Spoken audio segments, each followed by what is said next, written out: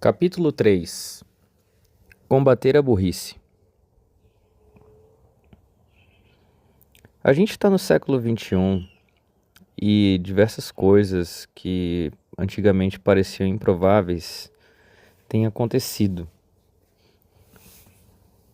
Eu não imaginava que a gente ia estar regredindo em relação à questão climática no mundo inteiro.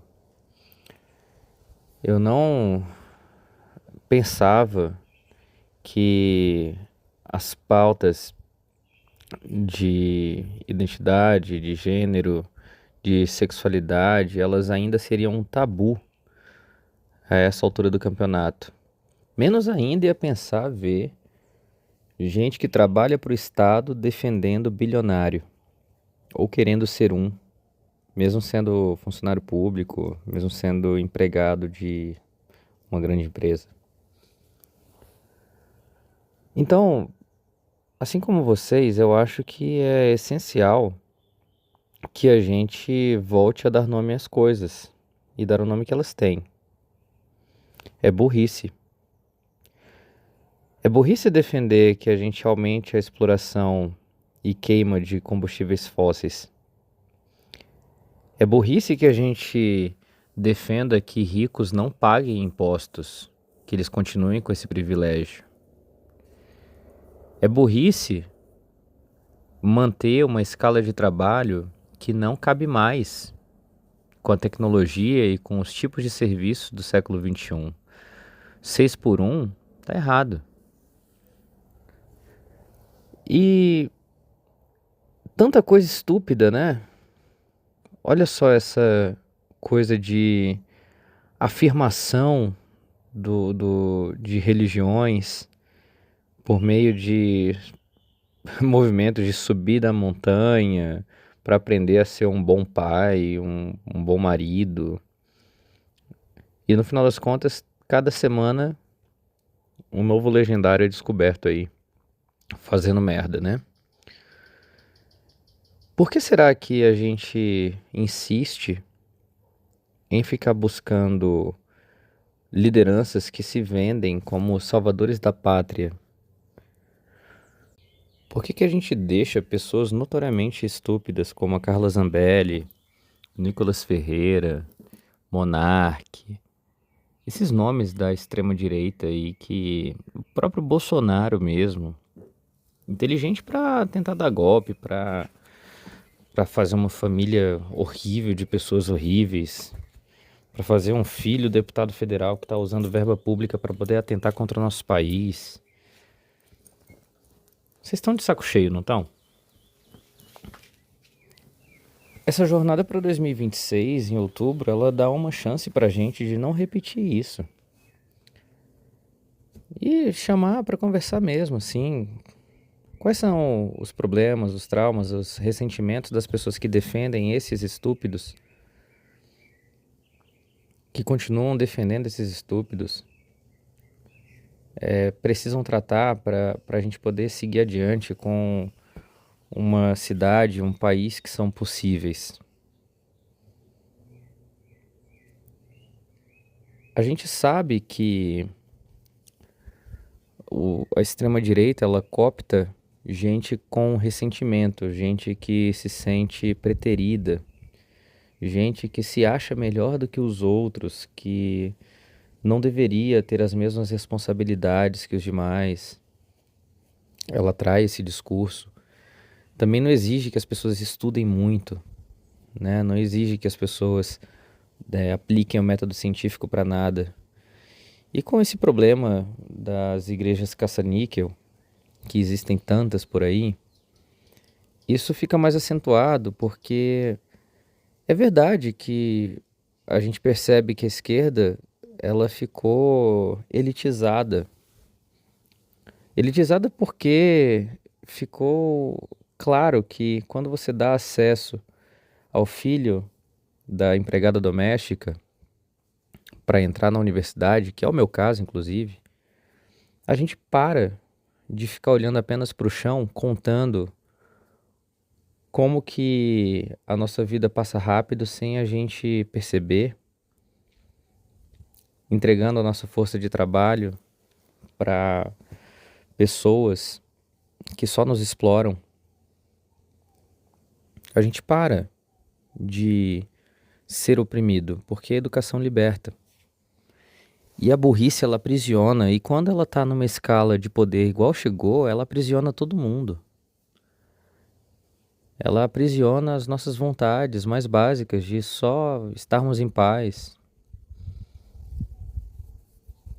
Pessoas inteligentes, elas não ligam para quantidade de dinheiro, o tamanho da porta da casa da pessoa, ou o carro que ela tá usando. Isso é cafona, isso é brega, isso é uma mentalidade que foi formatada para que o individualismo e o materialismo se imponham sobre a essência daquela pessoa. Pensa comigo, se você tirar o dinheiro do Elon Musk, o que que sobra? O que que esse ser humano faz? Agora, seus vizinhos, seus amigos, o comerciante aí da padaria, a cabeleireira, o motorista do ônibus, o motorista do Uber, o açougueiro, o carteiro, professores, os próprios estudantes. Vocês percebem que existe aqui no Brasil, ainda com todo esse ruído que a burrice causa, uma vontade da gente só seguir a nossa vida tranquila, ter acesso, poder viajar quando quer, ter boa comida, poder se divertir, encontrar com as pessoas que a gente ama. O bolsonarismo e o discurso de ódio da extrema-direita afastou as famílias, cara. Aqueles ressentidos, aqueles que não se enxergam dentro das suas próprias famílias como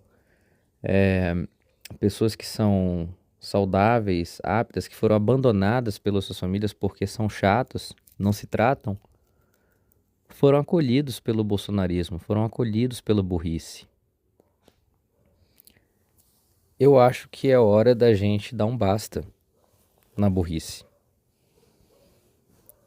Em 2026, em outubro, já é para a gente estar com uma coalizão em todos os estados pela defesa de uma bancada da ciência.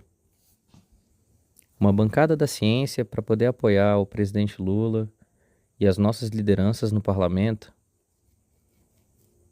para dar para o povo brasileiro, para os respectivos estados, para as câmaras legislativas, embasamento para as políticas públicas. Uma bancada da ciência que vai lutar para tirar do papel a empresa brasileira de dados, que nós temos já tecnologia, pessoal, infraestrutura e capacidade de criarmos uma empresa que faça frente aos serviços de nuvem, à produção de smartphones, à comunicação por satélites, às interfaces de streaming, como o YouTube, como o Spotify. Nós temos condições. Esse lugar que você está lendo esse texto aqui é o site da Mocho Expresso. Ele não está hospedado no servidor do Google. Nós não pagamos tráfego pago em Instagram, em Facebook, em nada. A gente não depende. Você está chegando aqui por vontade própria. Assim como a gente pode fazer em outros lugares, em outras coisas. Imagina se a gente tivesse uma empresa brasileira de dados cobrando aí em reais metade do preço que o Google cobra para poder guardar os seus dados. É possível, dá para imaginar. Na verdade, dá até para desenhar um plano de como isso funcionaria, e eu fiz isso. E você que se aproxima mais aqui dessa jornada, vai poder fazer parte disso. Discute essa ideia com as pessoas aí à sua volta, vê se não faz sentido. Vê se não faz sentido ter um projeto tecnológico que integre essa nossa criatividade brasileira com tecnologia de ponta e oportunidade de trabalho em tantas áreas do conhecimento. Só uma bancada da ciência vai conseguir proteger e defender isso. Infelizmente, A gente está lutando com uma máquina de dinheiro gigantesca na mão dos partidos políticos de direita, de centro, que, eu sou uma pessoa que precisa transitar muito entre vários lugares, eu sei que tem pessoas ali que sabem que existem coisas que são corretas a serem feitas e que, infelizmente, a gente caiu na mão de uma milícia que sequestrou o nosso país. Uma milícia que está envolvida com os crimes mais hediondos.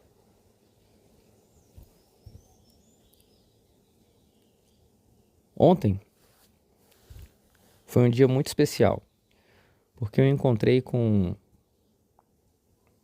lideranças fantásticas, históricas do Partido dos Trabalhadores, e eu tive uma reunião muito boa com o Antônio, com o João, que estão me apoiando aqui nessa empreitada e já estão me ajudando aqui a organizar a formalização da pré-candidatura com uma carta para ser entregue para a direção do PT e tal, que está dando burburinho, temos aí poucas vagas.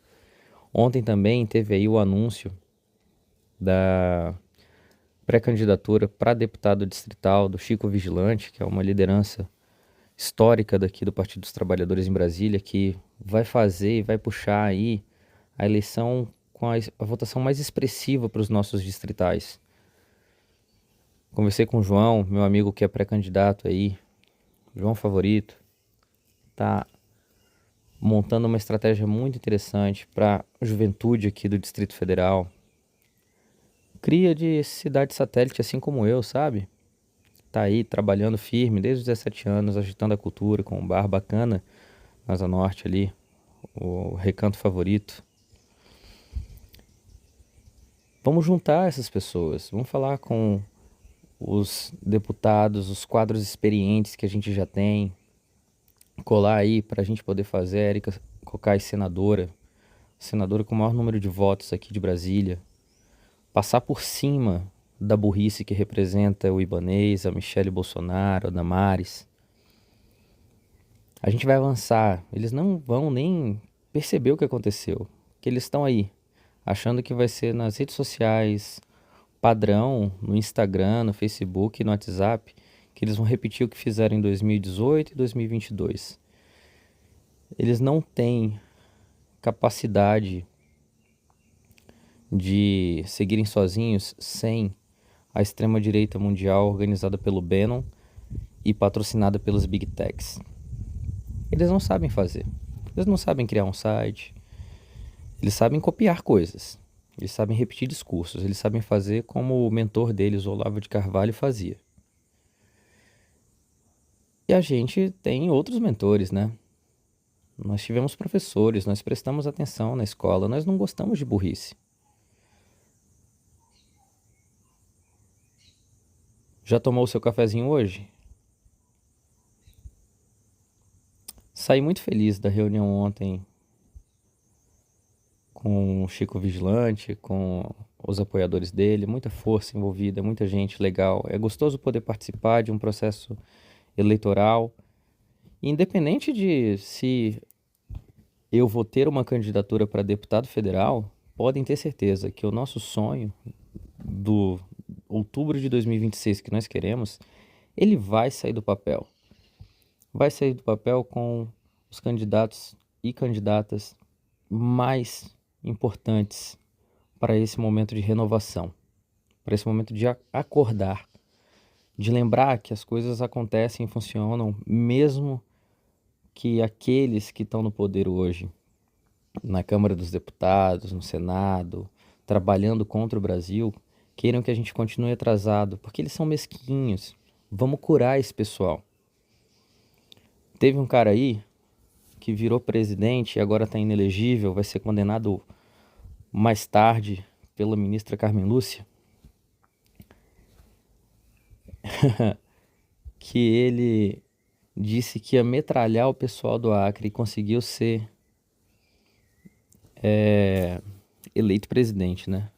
Metralhar a petralhada no Acre. Ele não conseguiu nem organizar os generais dele para dar um golpe.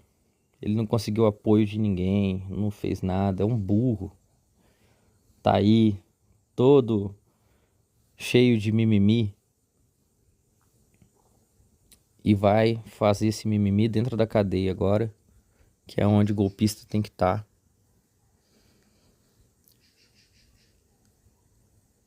O tempo da burrice acabou, galera. E esse aqui, como eu falei, é um jeito diferente da gente poder se conectar e comunicar. Já é o dia 3 da nossa jornada, e esse é o capítulo 3, e vai ficar cada vez mais empolgante. A propósito, sobre o cursinho, já temos aqui uma indicação para poder fazer ele acontecer no Teatro dos Bancários. Lá tem salas, tem espaço aí para a gente receber pelo menos umas 50 pessoas. Eu estava pensando em fazer um simulado menos tradicional, só com questões mesmo. Colocar muita gente para poder resolver na mesma hora as perguntas e tal. Mas a gente pode fazer de forma mais tradicional, com tempo, com prova escrita, um simulado mais próximo da pressão que se impõe para você poder passar no vestibular ou numa prova que dizem que vai definir a sua vida. Mas um conselho para a juventude: não tenham medo de fazer a prova. Se não der no ano, vai tentar no outro. Enquanto isso, a gente vai eleger bancadas de pessoas que sabem usar o método científico para criar uma bancada da ciência e lutar pela extinção do vestibular. Tantos países já têm isso, né? Então, para que ter essa pressão?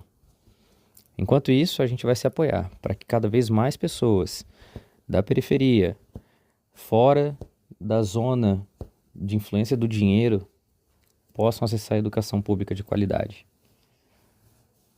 Bem, para mim, o dia 3 foi muito interessante. Eu tô escrevendo ele no dia 4 porque ontem eu tive que ficar 2 horas no trânsito por incompetência do ibanês. Só sabe fazer viaduto e não sabe resolver o problema do trânsito das pessoas, do transporte público. Mas é isso aí. Amanhã tem publicação do capítulo 4. E hoje o dia está só começando. Então, conto com você. Não esquece de comprar seu cafezinho com cogumelos, seguir a gente nos canais, divulgar este livro que está em construção e que só aqui, no Amor Expresso, você faz parte dessa aventura. Até amanhã!